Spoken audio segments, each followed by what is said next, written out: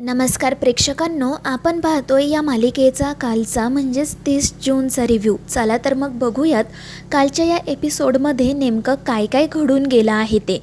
तर मीरा आणि अंबिका घरात जाण्यासाठी निघालेल्या असतात, पण तितक्यात त्यांच्यासमोर मंजिरी येऊन उभी राहते आणि तिला पाहून अंबिका हळूच मीराला म्हणते की आपल्यासोबत जे काही घडले ते हिला कळता कामा नये. आणि त्यावर मीरा ही मांडो लावत होकार देते. तर इकडे मंजिरी घाबरून मनाशी म्हणत असते की आता या दोघींनी नेमकं काय केलं आहे काय माहिती, पण मी घाबरले आहे हे यांना कळता कामा नये. आणि मग त्यानंतर मीरा आणि अंबिका गुपचूप घरात जायला निघतात, पण मंजिरी उगाचच त्यांना थांबवते आणि म्हणू लागते की आज काय दिवे लावून आला आहात तुम्ही दोघी. आणि त्यावेळी या दोघीजणी गालातल्या गालात हसत तिच्याकडे पाहतात आणि विचारतात की का ग, तुला आता आमची भीती वाटायला लागली आहे का. आणि त्यावेळी मंजिरी मोठमोठ्याने हसत म्हणते, भीती आणि तुमची? अगं तुम्ही हे जे काही खेळ खेळताय ना ते मी खूप आधीपासून खेळत आली. मला तुमच्या या खेळांची अजिबात भीती वाटत नाही आहे. आणि मी तुम्हाला पुन्हा एकदा सांगते, तुम्ही कितीही प्रयत्न केले ना तरी तुम्ही माझं काही वाकडं करू शकत नाही आणि माझ्या मुळापर्यंत तर कधीच पोहोचू शकत नाही.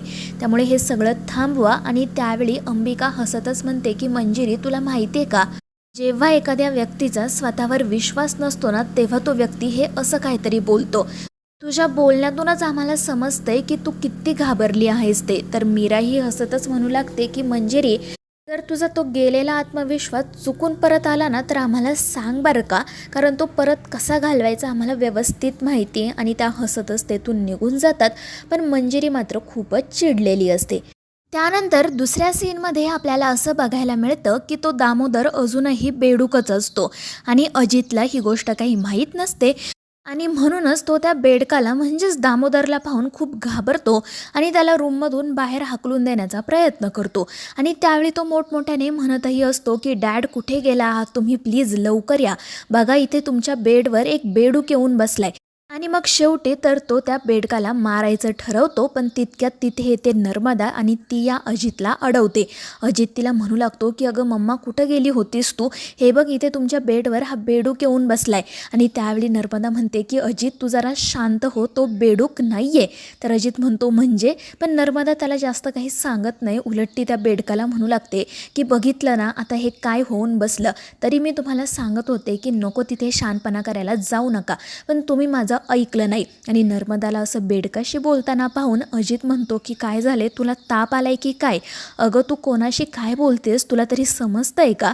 आणि त्यावेळी नर्मदा म्हणते अजित जरा शांत हो, तुला काय घडलंय ते माहिती नाही आहे, अरे हा एक बेडूक नाही आहे तर ते तुझे बाबा आहेत. आणि ते ऐकून अजित डोक्यालाच हात लावतो, त्याचा या सगळ्या गोष्टींवर विश्वास बसलेला नसतो. आणि मग नर्मदा स्वतःची शपथ घेते आणि म्हणते की अजित, मी जे काही बोलते ते अगदी खरं आहे. आणि मग ती नेमकं काय घडलं होतं ते अजितला सांगायला सुरुवात करते. आणि तेव्हा कुठे अजितला जाऊन पडतं की खरंच हा बेडूक म्हणजे आपले डॅड आहेत आणि त्याला मोठा धक्का बसतो. तर दुसरीकडे ती जी मार्जरी असते ती एक मंत्र म्हणत असते आणि मग त्यानंतर तिला तिच्या समोर असणाऱ्या पाण्याच्या भांड्यामध्ये जेव्हा नीरती देवी आणि मीरा अंबिका यांची भेट झाली होती तेव्हाचंच चित्र दिसायला सुरुवात होते आणि तिचा सगळा प्रकार लक्षात येतो. तर दुसरीकडे मीरा अचानक गायब झाल्यामुळे अथर्व खूप काळजीत असतो. आणि मग त्यानंतर मीरा त्यांच्या रूममध्ये येते. अथर्वला पाहून तिला खूप आनंद होतो आणि जेव्हा अथर्व मीराला पाहतो तेव्हा त्याच्या जीवात जीव येतो. तो धावतच जाऊन मीराला मिठी मारतो. दोघेही जण खूप रडत असतात. अथर्व म्हणू लागतो की मीरा अगं कुठे गेली होतीस तू, तुला माहिती आहे का मला किती भीती वाटत होती आणि यापुढे ना तू अजिबात असं मला न सांगता कुठेही जायचं नाही आहे. आणि त्यावेळी मीरा म्हणते की वेदाचे बाबा नका काळजी करू, आता मी आली आहे ना परत, आता आपल्याला काहीच होणार नाही. आणि मग अथर्व तिला विचारू लागतो की तू नेमकी कुठे गेली होतीस, कारण तू इथे माझ्या नजरेच्या समोरून गायब झाली होती. आणि त्यावेळी मीरा म्हणते की वेदाचे बाबा माफ करा, नेमकं काय काय घडलं होतं हे मी तुम्हाला आत्ता नाही सांगू शकत, पण माझ्या हाती खूप मोठी माहिती लागली.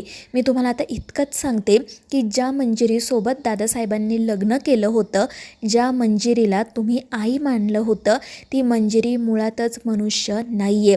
आणि हे ऐकून त्या बिचाऱ्या अथर्वच्या पायाखालची तर जणू जमीनच सरकते. दुसरीकडे मंजिरी मार्जरीकडे जाते आणि त्यावेळी मार्जरी तिला सांगते की मीरा आणि अंबिका नीरती देवीला भेटण्यासाठी गेल्या होत्या, पण मंजिरी म्हणू लागते की हे अशक्य आहे. मीरा इतक्या सहजासहजी त्या नीरती देवीला प्रसन्न करूच शकत नाही. तुला तर माहिती आहे मार्जरी, नीरतीला प्रसन्न करून घेण्यासाठी आपण किती कठोर तप केलं होतं, किती यातना सहन केल्या होत्या. मग मला सांग, ती मीराला नीरती देवी इतक्या सहजपणे कशी प्रसन्न झाली? आणि त्यावेळी मार्जरी तिला म्हणू लागते की कदाचित अंबिका मीराच्या सोबत होती म्हणून हे सगळं घडलं असेल. आणि मग मंजिरीसुद्धा विचारात पडते आणि म्हणू लागते की अंबिकाकडे पंचमहाभूतांची शक्ती आहे, कदाचित त्याचाच वापर करून तिने त्या मीराला मदत केली असणार आणि नीरती देवीला प्रसन्न करवून घेतलं असणार. आणि त्यावेळी मार्जरी म्हणते की हो, अगदी बरोबर आहे तुझं, पण आता नीरतीने त्यांना काय सांगितलं हे आपल्याला कसं कळणार? कारण जर त्या नीरतीने त्या दोघींना आपल्या मूळ रूपाबद्दल सांगितलं असेल ना, तर गोष्टी खूपच अवघड होतील. परंतु मंजिरी म्हणते की नाही मार्जरी, असं काही होणार नाही. जर त्यांना सत्य समजलं असेल ना तर चांगलंच आहे, कारण आता हे युद्ध लपून छपून करण्याची वेळ निघून गेली.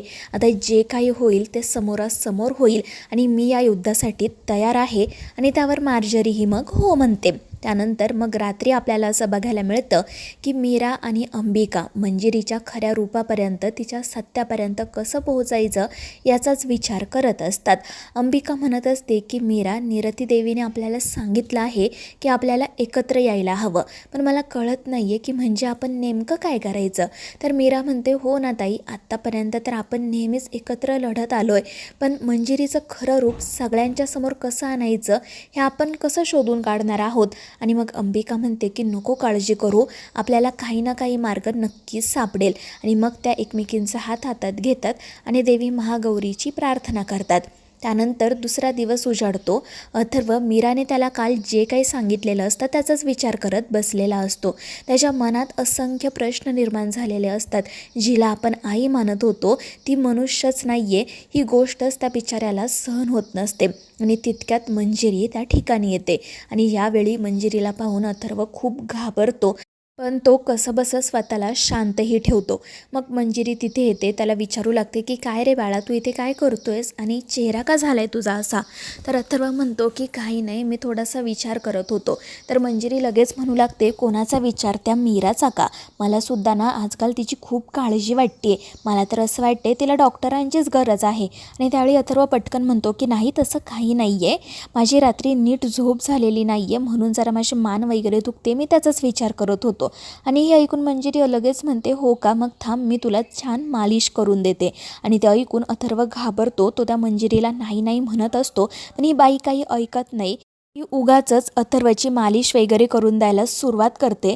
आणि त्यावेळी अथर्व मात्र खूपच घाबरलेला असतो, मनाशी म्हणत असतो की मला या बाईचा स्पर्शसुद्धा नकोसा वाटतोय.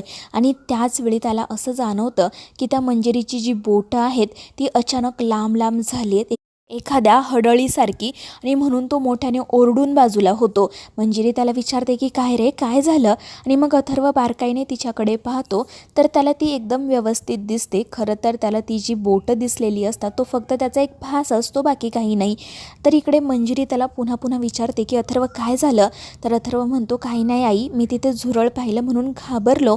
आणि मग तो पटकन तेथून निघून जातो. पण त्याच्या वागण्यातील फरक मंजिरीच्या नजरेतून काहीच सुटत नाही. त्यानंतर आपण असं पाहतो की ती नर्मदा एका गुरुजींकडून अंगारा घेऊन आलेली असते आणि ती तो दामोदरच्या म्हणजेच त्या बेडकाच्या अंगावर टाकून मंत्र म्हणत असते.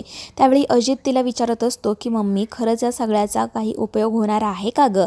आणि त्यावेळी नर्मदा म्हणते की अरे पण काहीतरी तर करायला हवंच ना, पण हातांवर हात ठेवून तर नाही बसू शकत ना. आणि त्यावेळी अजित म्हणतो की तुला जर राग येणार नसेल तर मी एक गोष्ट सांगतो. नर्मदा विचारते बोल, काय बोलायचे तुला?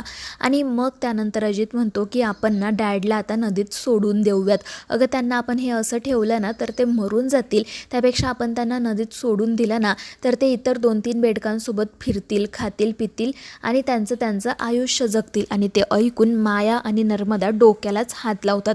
आणि मग शेवटी नर्मदा असं ठरवते या सगळ्याबद्दल मीराला सांगायचं, आता तीच यातून दामोदरला बाहेर काढू शकते. तर दुसरीकडे मीरा आणि अंबिका मंजिरीच्या सत्यापर्यंत कसं पोहोचायचं याविषयीच विचार करत असतात, बोलत असतात. आणि तितक्यात मंजिरी तिथे येते आणि उगाचच या दोघींना धमकी द्यायला सुरुवात करते. तर मित्रांनो, आता या मालिकेच्या पुढील भागांमध्ये नेमकं काय काय घडणार आहे हे जाणून घेण्यासाठी आपल्या चॅनेलला सबस्क्राईब करा.